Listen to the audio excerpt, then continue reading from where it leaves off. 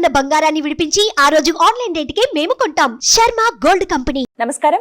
ప్రస్తుతం మనతో పాటు ఇస్కాన్ టెంపుల్ నుంచి ప్రణవానంద ప్రభుజీ ఉన్నారు. వారు గోవర్ధన ఇకో విలేజ్ ఆశ్రమంలో సేవ చేస్తూ ఉంటారు. అలాగే వివిధ మాధ్యమాల్లో కృష్ణ తత్వం గురించి, భగవద్గీత, భాగవతం, రామాయణం గురించి ప్రవచనాలు ఇస్తూ ఉంటారు. వారు ప్రస్తుతం సుమన్ టీవీ స్టూడియోలో ఉన్నారు. వారితో మాట్లాడదాం. ప్రభుజీ నమస్కారం అండి. హరే కృష్ణ. నమస్కారం అండి. చాలా సంతోషం గురుజీ మీతో మాట్లాడడం. కృష్ణుడి గురించి ఇష్టం ఉండండి ఎవరికి, ఏదో ఒకటి ఆ చిలిపితనం అన్నా, వారి రూపం అన్నా, ఇప్పటికీ ఇంకా మన ముందే ఉన్నారేమో, ఈ మధ్యలో మన మధ్యలోనే తిరిగారేమో అని చెప్పి ప్రతి ఒక్కరు ఫీల్ అవుతూ ఉంటారు. ఆ కృష్ణుడి గురించి ప్రతి ఒక్కటి కూడా అనిపిస్తూ ఉంటుంది. అలాంటి మీరు ఇంకా చాలా అదృష్టవంతులు. కృష్ణుడికి అతి దగ్గరగా ఉంటారేమో అని అనిపిస్తుంది చూస్తూ ఉంటే. ముందుగా మీ పర్మిషన్ తోటి అంటే వివిధ మాధ్యమాల్లో మీరు చెప్పారు కృష్ణుడి గురించి ఎలా ఉంటారని చెప్పి. ఇప్పుడు నేను అడగదలుచుకున్నది, ప్రస్తుతం ఉన్న జనరేషన్ కృష్ణుడిని చూసి ఏం నేర్చుకోవాలి అని అంటే ఏం చెప్తారు? హరే కృష్ణ అండి. మాకు కూడా ఎంతో సంతోషంగా ఉంది మీతో మాట్లాడటం ఈరోజు. భగవంతుడు యొక్క తత్వం ఎలాంటిది అని అంటే, ప్రతి ఒక్కళ్ళు కూడా ఎవరైనా సరే స్వామి దగ్గర నుంచి ఎన్నో విషయాలు నేర్చుకోగలుగుతారనమాట.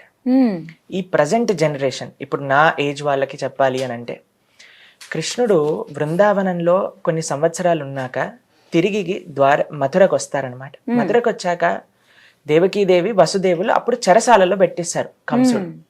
వాళ్ళ దగ్గరికి వెళ్ళి వెంటనే వాళ్ళిద్దరికి ప్రణామం చేసి కృష్ణుడు అంటాడు, ఒక పిల్లవాడి బాధ్యత తల్లిదండ్రుల్ని బాగా చూసుకోవటం.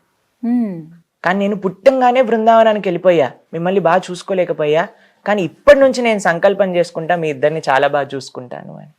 అక్కడ చెప్తారు, తల్లిదండ్రులను ఎవరైతే బాగా చూసుకోరో వాళ్ళంటి వాడి పుత్రుడు ఉన్నా సరే లేనట్టే అని చెప్తారనమాట. కాబట్టి కృష్ణుడు ప్రతి ఒక్కళ్ళని, తన స్నేహితులని ఏ విధంగా గౌరవించారు. సుధాముడు, కుచేలుడు అని అంటాం మనం. ఆయన యొక్క రిలేషన్షిప్ ఎలా ఉండేది, దాంతోపాటు తల్లిదండ్రుల్ని, ఆయనని ప్రేమించిన వాళ్ళందరినీ ప్రేమించడమే కృష్ణుడికి తెలుసు. ప్రేమించని వాళ్ళని కూడా ప్రేమించడం కృష్ణుడికి తెలుసు అనమాట. కృష్ణుడు అని అంటే ప్రేమ. అందరినీ ప్రేమించండి, అందరినీ గౌరవించండి, అంటే భగవంతుడు నేర్పించండి. ద్వేషించే వాళ్ళని కూడా ప్రేమించడం ఎలా, అది మాకు సాధ్యం కావట్లేదని చాలా మంది అడుగుతుంటారు.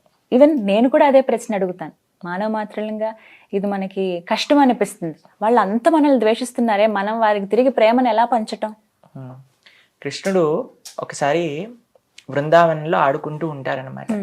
ఎన్ని గేమ్స్ ఆడతారంటే కృష్ణుడు వాళ్ళ ఫ్రెండ్స్ తోటి. ఇప్పుడు మనం చూసిన అన్ని గేమ్స్ కృష్ణుడే స్టార్ట్ చేశారు. అయితే ఒకసారి చాలా ఆడి ఆడి ఆడి అలసిపోయి ఒక చెట్టు కింద పడుకున్నారు. పడుకొని ఇలా పైకి చూసేసరికి పెద్ద చెట్టు చాలా నీడనిస్తుంది అనమాట. అప్పుడు కృష్ణ అన్నాడు, జీవితం యొక్క సాఫల్యం ఈ చెట్టులా అవ్వటము అని అంటాడు అనమాట. అంటే ఎలా అంటారు? అయితే ఎవరికి అర్థం కాదు, ఏంటి కృష్ణ నువ్వు చెప్పేది అని అంటే, చెట్టును చూడండి, రాయి వేసుకొని గట్టిగా కొట్టారనుకోండి ఏం చేస్తుంది చెట్టు? వెంటనే ఫలాలు ఇస్తుంది కింద. చెట్టు యొక్క గుణం అది. చెట్టుని ఏం చేసినా సరే అది మాత్రం వేరే వాళ్ళకి మంచి చేయాలనే చూస్తుంది.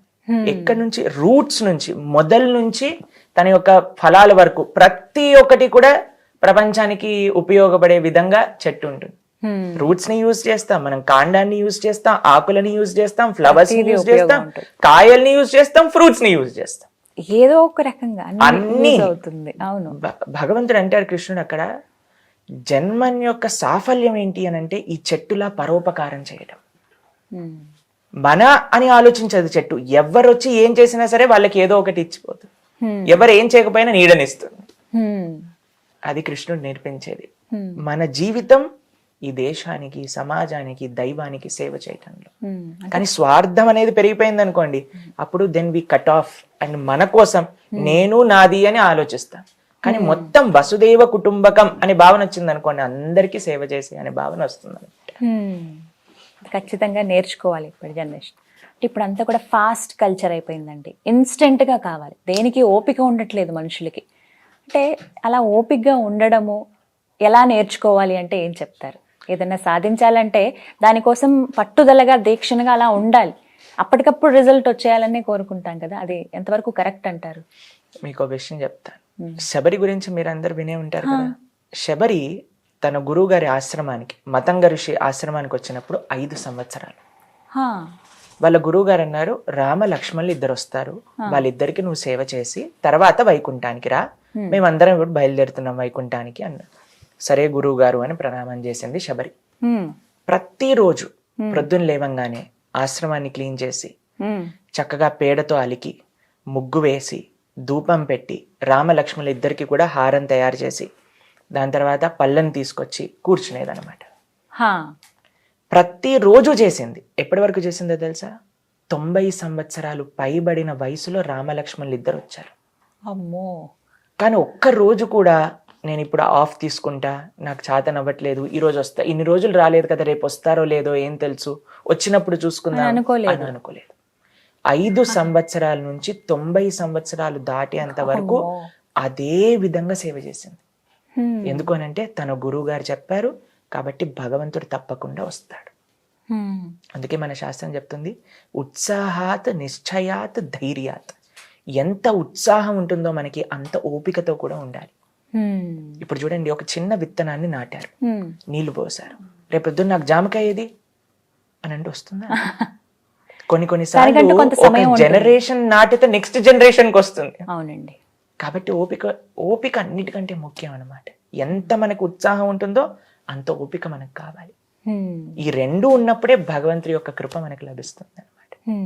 అందుకే ఈ రెండు చాలా ముఖ్యం, అటు ఉత్సాహంతో ఉండటం, ఓపికతో ఉండటం. చిన్న చిన్న వాటికే ఈ రోజుల్లో చూస్తున్నాం కదా, నిరుత్సాహపడిపోవడం, ప్రాణాలు తీసుకునేదాకా వెళ్ళిపోతున్నారు. అవి ఎంత ఘోరంగా ఉన్నాయంటే ఆ కారణాలు వినే వాళ్ళకి చాలా సిల్లిగా అనిపిస్తున్నాయండి.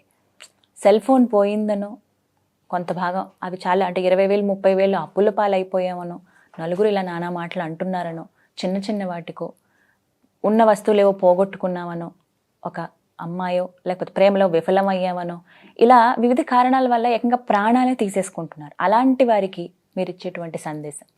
మాకు కనీసం వారంలో 3-4 ఫోన్స్ వస్తాయండి. సూసైడ్ చేసుకోవాలనే ఆలోచన వస్తుంది, ప్రభుజీ ఏం చేయమంటారు అంటే మేము అడుగుతాం, అసలు ఎందుకు మీరు ఇలా అనుకుంటున్నారు అని అంటే వాళ్ళు చెప్పే రీజన్స్ విన్నాం అనుకోండి, ఈ ప్రపంచంలో అన్నిటికంటే పెద్ద ప్రాబ్లం ఏంటో తెలుసా? నాకే అన్ని కష్టాలు ఉన్నాయి అనుకోవటం. నిజంగా కష్టాలు ఉన్నవాడిని చూస్తే వాళ్ళు ఎన్ని కష్టాలున్నా సరే ఎంత బాగా ఆనందంగా ఉన్నారో. అందుకే మనం సమాజాన్ని చూడాలి. నాకు చాలా మంది తెలుసండి, వాళ్ళు ఉండే కుటుంబ పరిస్థితులు కానీ, వాళ్ళకు ఉండే ఆరోగ్య పరిస్థితులు కానీ, ఒకసారి మాకు ఫోన్ చేశారు. ఫోన్ చేసి, ప్రభుజీ ఆవిడ అంత భక్తి చేస్తారు, ఆవిడికి మాత్రం మొత్తం అసలు శరీరం లేవట్లేదు, మీరు ఒకసారి మాట్లాడండి వాళ్ళతో, చాలా బాధగా ఉంది, కృష్ణుడు ఎందుకు అలా చేస్తున్నాడు అని అన్నారనమాట. నేను ఆవిడకి ఫోన్ చేశాను, అమ్మా మీరు చాలా జాగ్రత్తగా ఉండాలి, మీ ఆరోగ్యం బాగుండాలి అని భగవంతుడికి ప్రార్థన చేస్తున్నా అంటే, ప్రభుజీ ఆరోగ్యం కోసం ప్రార్థన చేయకండి ప్రభుజీ, ఈ శరీరం ఈరోజు ఉంటుంది రేపు పోతుంది, నేను ఎలా ఉన్నా సరే కృష్ణుని గుర్తుపెట్టుకోవాలి అని ప్రార్థన చేయండి మీరు అని. 90 సంవత్సరాలు పైబడింది ఆవిడికి. ఆవిడ అంటుంది, ప్రభుజీ ఆరోగ్యం నా కర్మ అనుసారంగా ఏదో ఒకటి జరుగుతూనే ఉంటుంది, కానీ నేను మాత్రం కృష్ణుని మర్చిపోకూడదు, ఇది నాకు కావాల్సిన కోరిక అని. ఇదండి మనకు కావాల్సింది. కాబట్టి చిన్న చిన్న ప్రాబ్లమ్స్ వస్తూ ఉంటాయి. ఈ ప్రపంచాన్ని కృష్ణుడు ఏమని డెఫినేషన్ ఇచ్చారో తెలుసా అండి? భగవద్గీతలో దుఃఖాలయం అశాశ్వతం అని పేరు పెట్టారు. అంటే పుస్తకాలయం అని అంటే ఏం దొరుకుతుంది అక్కడ? పుస్తకాలు దొరుకుతాయి. అవునా? ఈ ప్రపంచానికి కృష్ణుడు పెట్టిన పేరు దుఃఖ ఆలయం. అంటే ఇక్కడ దుఃఖాలు దొరుకుతాయి. కాబట్టి మన తప్పు ఈ దుఃఖాలయంలో సుఖం వెతుకుతాం అనమాట. మరి ఎలా స్వామి సంతోషంగా ఉండడం ఎలా? సంతోషం స్వాంతనతో వస్తుంది.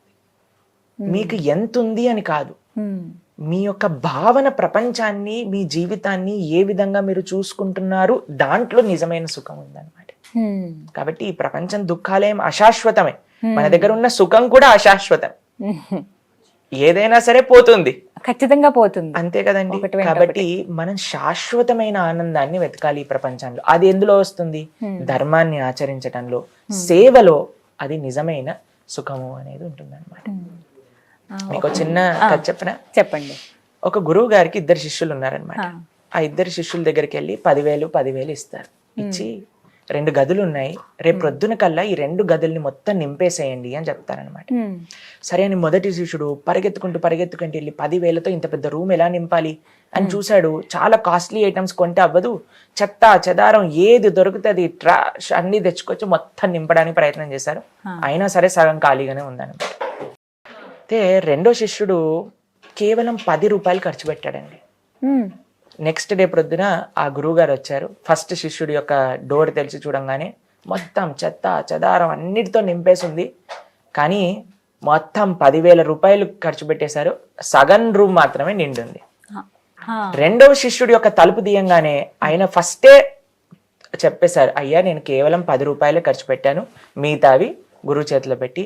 లోపల డోర్ తీసి చూడంగానే ఏముందో తెలుసా అండి, ఒక చిన్న దీపం పెట్టారు, కొద్దిగా ధూపం పెట్టారు. ఆ రూమ్ అంతా దీపపు కాంతితో నిండిపోయింది, ధూపం యొక్క సువాసనతో నిండిపోయింది. మన జీవితంలో మనం చేయాల్సింది జ్ఞానం అనే దీపం, సేవ అనే ధూపం, ఆ పరిమళంతో మనం నింపేసుకోవాలి. ఆ శిష్యుడి ఆలోచన ఎంత చక్కగా ఉందో చూడండి. ఇది కానీ మనం చేయగలిగితే జ్ఞానము సేవ, ఎప్పుడు నేను సుఖంగా ఉండాలి, నాకు కావాలి అని కాకుండా నేను ఎంతగా ఈ ప్రపంచానికి ఇవ్వగలుగుతాను, నేను ఈ దేశానికి ఎంత ఇవ్వగలుగుతాను, ఈ సమాజానికి నేనేమో చేయగలుగుతాను అని ఆలోచించిన వాడు ఎప్పటికీ కూడా దుఃఖపడడు. చాలా చక్కగా వివరించారు ప్రభుజీ. నమస్తే. హరే కృష్ణ అండి, చాలా ధన్యవాదాలు.